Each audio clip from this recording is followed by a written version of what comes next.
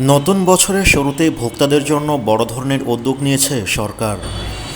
বিশেষত পবিত্র রমজান মাসের আগাম প্রস্তুতির জন্য সরকার ইতিমধ্যেই ভোজ্য তেলের সরবরাহ বৃদ্ধির উদ্যোগ গ্রহণ করে, যাতে বাড়তি চাহিদা পূরণ করা যায় এবং অসাধু ব্যবসায়ীদের সিন্ডিকেট ভিত্তিক অপতৎপরতা নিয়ন্ত্রণ করা সম্ভব হয়।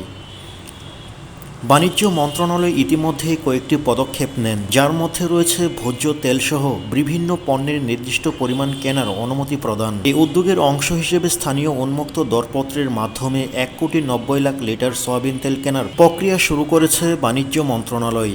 এ তেল কেনার জন্য প্রাথমিকভাবে 199,14,50,000 টাকা বরাদ্দ করা হয়।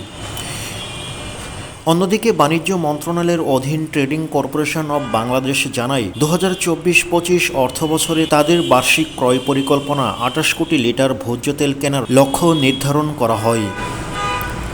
এর মধ্যে এ পর্যন্ত ক্রয় চুক্তি হয়েছে 7,01,90,000 লিটার এবং 55 লাখ লিটার ইস্যুকৃত এনওএ রয়েছে।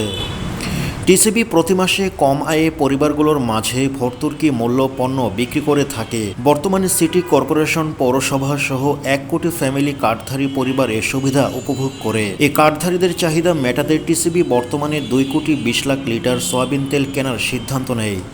টিসিবি গত 25 নভেম্বর উন্মুক্ত দরপত্র আহ্বান করে এবং এরপর 9 ডিসেম্বর সুপার অয়েল রিফাইনারি লিমিটেডের কাছ থেকে 1,90,00,000 লিটার সয়াবিন তেল কেনার প্রস্তাব পান।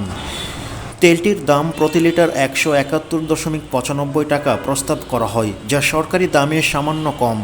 তবে অবশিষ্ট পরিমাণ তেল সরবরাহের প্রতিষ্ঠান অপারগতা প্রকাশ করলে দরপত্র মূল্যায়ন কমিটি 1,10,00,000 লিটার তেল কিনতে সম্মতি জানান। এ পদক্ষেপের মাধ্যমে সরকার পবিত্র রমজানে বাড়তি চাহিদা মেটাতে এবং ভোজ্য তেলের বাজার স্থিতিশীল রাখতে প্রস্তুতি নিয়েছেন। এর মাধ্যমে জনগণের স্বার্থ সংরক্ষণ করতে এবং প্রয়োজনীয় পদক্ষেপ সহজলভ্য রাখতে সরকারের ব্যাপক উদ্যোগ চলমান রয়েছে।